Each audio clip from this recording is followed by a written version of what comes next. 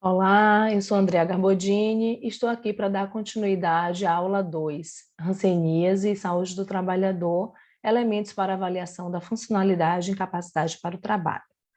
parte 2.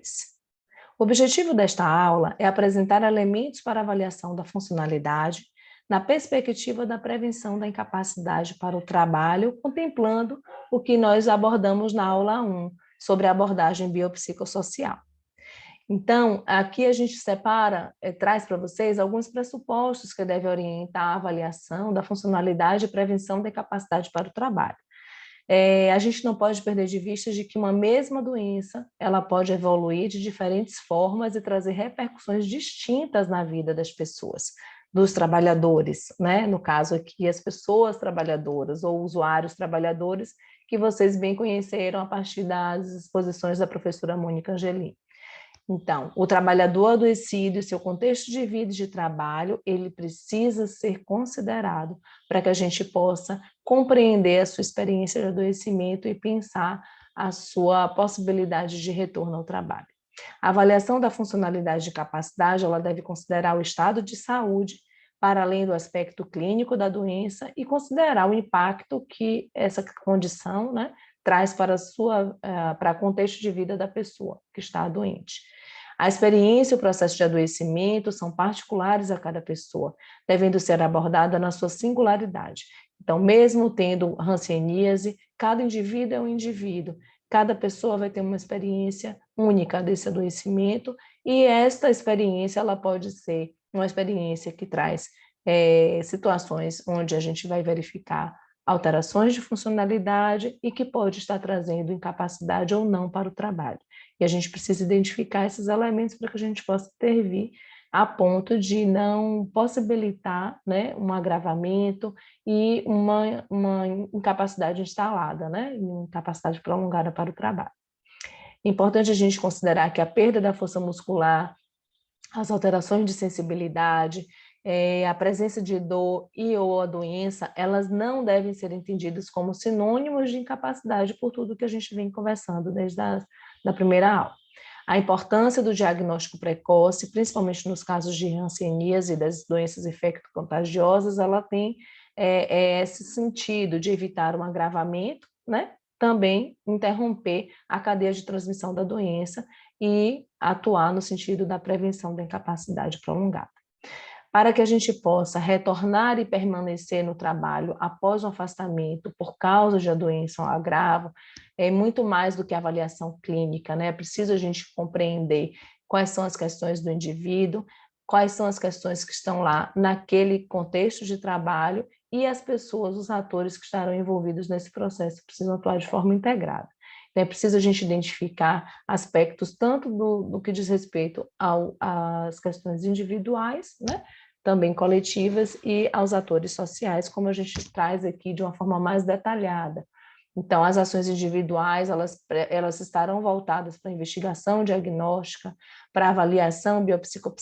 biopsicossocial do estado de saúde, condições de vida e trabalho, definição e validação de um plano de tratamento e reabilitação, e a implementação de um plano de reabilitação individualizado, que contemple aí o que foi avaliado a partir dessa abordagem, né, nessa perspectiva biopsicossocial, sendo garantido o suporte e monitoramento da pessoa durante todo o processo. Então, é importante a gente considerar na anamnese individual os aspectos também da história ocupacional dessa pessoa, entendendo que a hanseníase, ela pode ser transmitida de pessoa a pessoa. Essa transmissão ela pode ocorrer no ambiente de trabalho e também ela pode trazer questões, né, o início do tratamento precoce, ele é necessário para que a pessoa possa retornar, desde que a sua funcionalidade, a sua integridade sejam garantidas. As ações coletivas, elas precisam também ser realizadas simultaneamente, né, considerando que é preciso fazer um acolhimento, dar um suporte a esse trabalhador, monitorar o seu processo de adoecimento e pensar esse retorno ao trabalho, fazendo um trabalho voltado para a conscientização dos trabalhadores, a orientação, a educação em saúde, tendo em vista a promoção da saúde de todos os trabalhadores, prevenir novos casos e também prevenir atitudes discriminatórias no ambiente de trabalho, com abertura para um canal de negociação, com a gestão, no sentido de pensar possíveis ajustes que precisam ocorrer no local de trabalho, também pensando o retorno da pessoa, pensar ajustes que possam ser necessários para ocorrer na realização da sua tarefa, ajustes tanto na tarefa quanto no posto de trabalho, né, e no processo de trabalho como um todo. Os atores sociais, que dizem respeito aqui tanto ao paciente, ao usuário trabalhador, aos demais trabalhadores, aos profissionais de saúde envolvidos, à própria equipe da empresa, né? Seja do SESMIT, sejam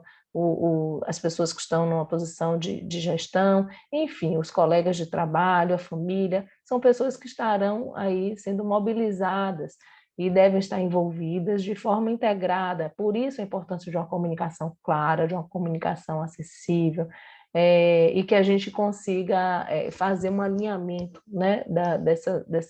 daquilo que está sendo informado, com o estabelecimento de canais de comunicação e trocas de informações que sejam efetivos, né, sobre a doença, sobre o afastamento e o retorno ao trabalho, e ações articuladas e até